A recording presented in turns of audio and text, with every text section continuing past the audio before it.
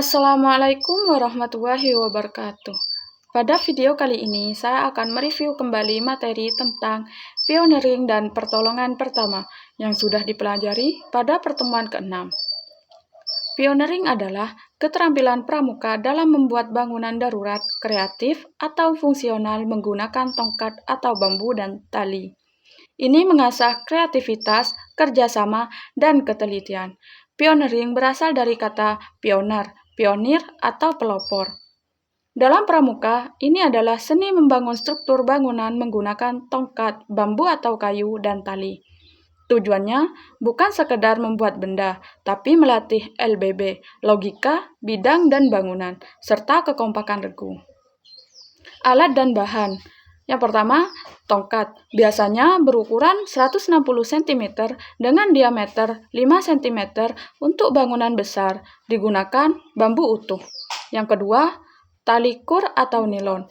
Lentur, biasanya untuk struktur ringan, tali rami, manila, lebih kasar dan kuat, sangat baik untuk bangunan besar karena daya cengkramnya tinggi, tidak licin. Macam-macam simpul, knotting. Simpul digunakan untuk menghubungkan tali dengan tali. Yang pertama, simpul pangkal, clove head. Simpul paling penting digunakan untuk mengawali dan mengakhiri hampir semua ikatan. Yang kedua, simpul mati, reef knot, untuk menyambung dua tali yang sama, besar dan dalam keadaan kering, mudah dilepas kembali. Yang ketiga, simpul anyam, set band, menyambung dua tali yang berbeda ukuran, besar dan kecil, atau dalam keadaan basah. Yang keempat, simpul anyam berganda, sama dengan simpul anyam, tapi untuk tali yang sangat berbeda ukurannya atau sangat licin. 5. Simpul jangkar, cowhead, untuk membuat tandu, menalikan benda yang berbentuk ring atau mengikat ember.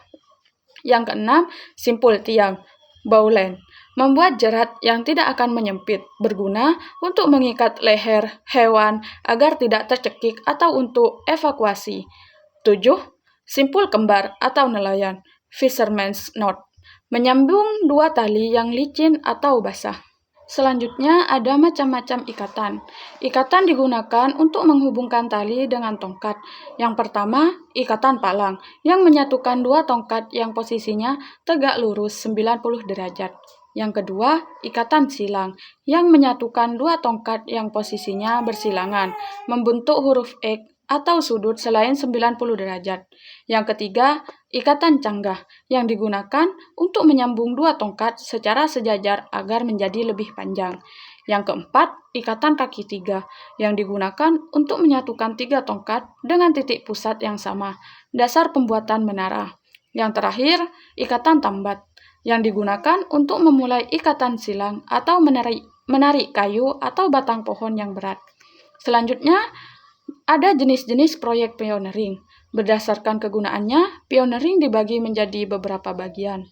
Yang pertama, pioneering darurat, seperti tandu, drag bar, bivak, tenda darurat. Yang kedua, pioneering perkemahan, seperti rak piring, jemuran, gantungan lampu, meja makan, dan pagar. Yang ketiga, pioneering observasi, seperti menara pandang, menara kaki tiga. Yang terakhir, pioneering dekoratif atau megah, seperti pintu gerbang, gapura, jembatan gantung, replika kapal atau pesawat. Manfaat belajar pioneering. Yang pertama, pioneering untuk belajar karakter lewat praktik. Siswa langsung praktik, bukan cuma teori. Jadi, nilai karakter lebih mudah dipahami dan diingat, karena mereka merasakan sendiri dari awal sampai selesai. Yang kedua, belajar karakter lewat kerja kelompok. Di pioneering, siswa kerja tim dengan tugas yang jelas. Ini melatih kerjasama, komunikasi, saling menghargai, dan memecahkan masalah bareng-bareng. Siswa juga jadi disiplin, kreatif, dan lebih percaya diri setelah lihat hasil karyanya. Pengertian P3K dalam pramuka. P3K yaitu pertolongan pertama pada kecelakaan. P3K adalah tindakan pertolongan awal yang diberikan kepada korban yang mengalami cedera atau kondisi darurat secara cepat dan tepat sebelum mendapatkan bantuan medis lanjutan. Dalam pramuka, P3K menjadi keterampilan penting agar anggota mampu menolong diri sendiri maupun orang lain saat terjadi kecelakaan.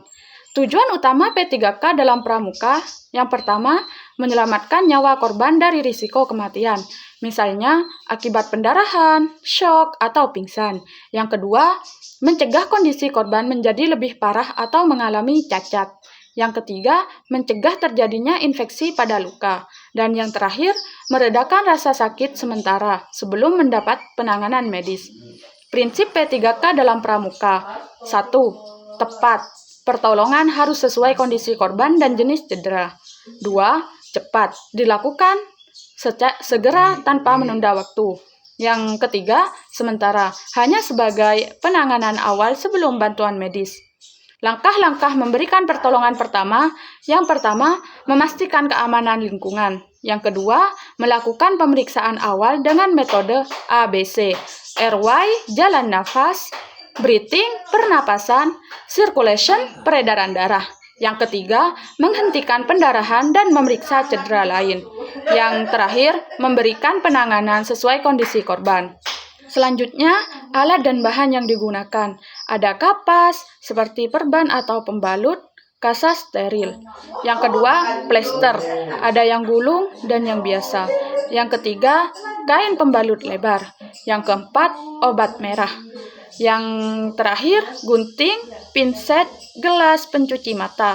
Fungsi, menutup luka, menekan pendarahan, membatasi gerak, dan membantu pembidaian. Ragam kecelakaan serta penanganannya. Yang pertama, henti nafas. Lakukan nafas buatan, mulut ke mulut atau hidung. Yang kedua, tersengat listrik. Putuskan aliran listrik terlebih dahulu, lalu beri pertolongan. Yang ketiga, pendarahan parah. Tekan luka dengan kain atau kasa hingga darah berhenti. Yang keempat, shock. Baringkan korban. Jaga kehangatan, beri posisi nyaman, dan segera cari bantuan medis. Yang terakhir, patah tulang. Jangan banyak digerakkan. Gunakan bidai dan tunggu bantuan medis. Sekian dari saya. Assalamualaikum warahmatullahi wabarakatuh.